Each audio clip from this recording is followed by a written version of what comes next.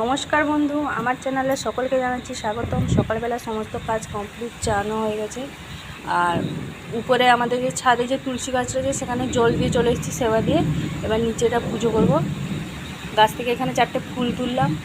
আর এই যে দেখুন, সারা রাত বৃষ্টির কারণে যেরকম মনে হচ্ছে যেন বন্যা হয়ে গেছে। সামনেটা প্রচণ্ড পরিমাণে জল দাঁড়িয়ে গেছে, ঝড়ের আবহাওয়াটা দেখুন। ওই জন্য এতটাই গরম লাগছিল, ঝড়টা হবে বলে। বৃষ্টি আর থামেই না, শুধু হয়েই যাচ্ছে। সকাল থেকে শুনু গেছিলো টিউশনে কেউ ছিল না বলে ওই জন্য ফিরে চলে এসছে। এখন বাড়িতে বসে পড়াশোনা করছে। কারেন্টটা শুধু যাচ্ছে আসতে, কারেন্টের কোনো ঠিক নেই। আর সকাল থেকে না, রাত 11:30 থেকে মানে যেমন পরিমাণে বৃষ্টি হচ্ছে তেমন পরিমাণে হাওয়া দিচ্ছে, তার সাথে সাথে বজ্রাঘাত, সব কিছুই একসাথে। প্রচণ্ড পরিমাণে বৃষ্টি হয়েছে। আর সেই যে বৃষ্টির কারণে এই যে দেখুন আরও হবে। এখন আবহাওয়া ঠান্ডা হয়নি,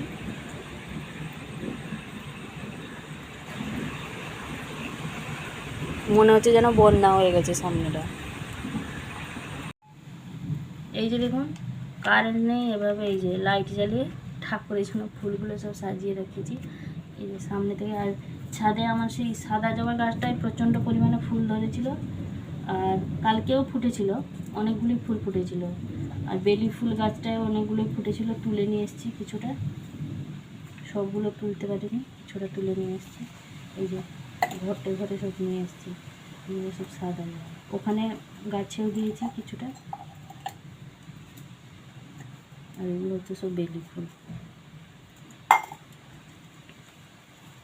বৃষ্টির জন্য দেখুন কীরকম হয়ে গেছে, যেন ফুলগুলো যেন কেউ আচার দিয়েছে, কাঁচা হয়ে গেছে যেন ফুলগুলো। এবং কাপড় কাচলে যে অবস্থা হয়েছে সেরকম হয়ে গেছে।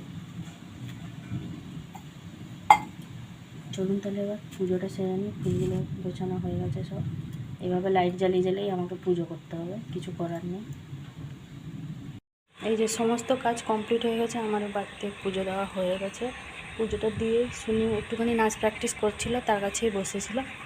এবার আজকে কী রান্না হয়েছে সেটা, আজকের বেশি কিছু রান্না হয়নি। কালকে সেই মাছ টাছ রান্না হয়েছিল, মাছ তরকারি এখনও মাছ 2 পিস মতন আছে, কারণ কেউ তো তেমন খায়নি। কারেন্ট নেই জানেন তো, পুরো অন্ধকার মতন দেখা যাচ্ছে। আজকে রান্না হচ্ছে এই যে পটল আলুর তরকারি হচ্ছে, আর একটা টক হবে।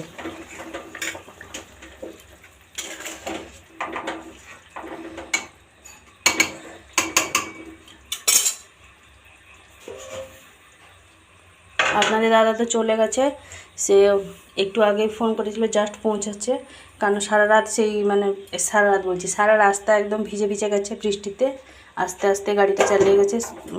সকালবেলা আমি রেনিকোট দিয়ে দিয়েছিলাম, আর যা ঝড় জল দিচ্ছে এখানে রেনিকোটও কোনো কাজ দেবে না। আর এখানটা মানে মা কিছু একটা টক করবে, এই তো এখানটা আমসি ভিজিয়ে রেখেছে। এগুলো হচ্ছে আমাদের আজকে দুপুরে লাঞ্চের মেনু। কালকে আর একজন বন্ধু এসেছিলো, সন্ধ্যেবেলা এসেছিলো কেক কাটার টাইমে। তো ও শুনুর জন্য এই যে নিয়ে এসেছিলো পুরো একদম চকলেটের এই যে প্যাক নিয়ে এসেছিলো পুরো।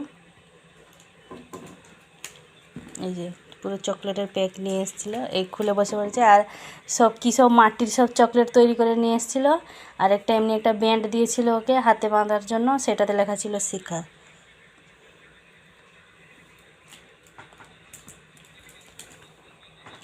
এগুলো কে দিয়েছে শুনো? আমার বেস্ট ফ্রেন্ড। তার বেস্ট ফ্রেন্ড দিয়েছে, তার বেস্টি এসেছিল, বেস্টি নিয়ে বসে গেছে। আমি খাবো এর মধ্যে থেকে যে কোনো একটা। এই দেখুন, সোনুকে ভাত খাওয়াতে বসে পড়েছি আমি। নিয়েছি এখানে এই যে পটল আলুর তরকারি, আর টকটা হচ্ছে ফুটছে। মা বললো একটুখানি ফুটে যাক, তারপরে আমি নিয়ে যাচ্ছি। তো আলু পটলের তরকারিটা নিয়ে যা। কারেন্টও নেই, ভাত কী করব। ঠিক আছে, এখন 10:30 বাজেনি, 10:20 মতন। সমস্ত কাজ কমপ্লিট, চলে এসেছি ঘরে। রান্নাবান্না সব শেষ হয়ে গেছে। শুনো খেয়ে নিয়েছে, ওকে খাইয়ে দিয়েছি, ও এখন চান করছে। আর আমি একটুখানি ঘরের ভিতরে চলে এসেছি। শুনুকে ভাত খাইয়ে দিয়েছিলাম, ও সব ভাতটা খেতে পারেনি।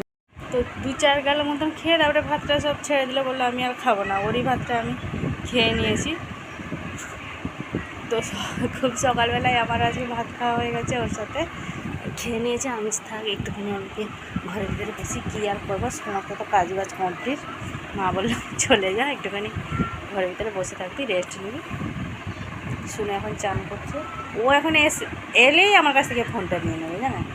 সকালবেলা একটুখানি পড়তে বসতে বললাম, একটুখানি কী পড়াশোনা করলো কে জানি, তারপরে তো পুরো চকলেট বক্স বের করে বসে বললো। একটা খেয়েছে, বাকিগুলো সব সাজিয়ে রেখেছে। ও কখন খেয়ে নেবে কেউ বুঝতেই পারবে না। চলুন তাহলে এবার তাহলে একটুখানি বসে রেস্ট নিই। এরকম মুখটা একদম লাইটটা জ্বালালে ভালোভাবে ক্যামেরাটা বোঝা যেত, জানলাটা বন্ধ আছে বলে ওই রকম দেখা যাচ্ছে।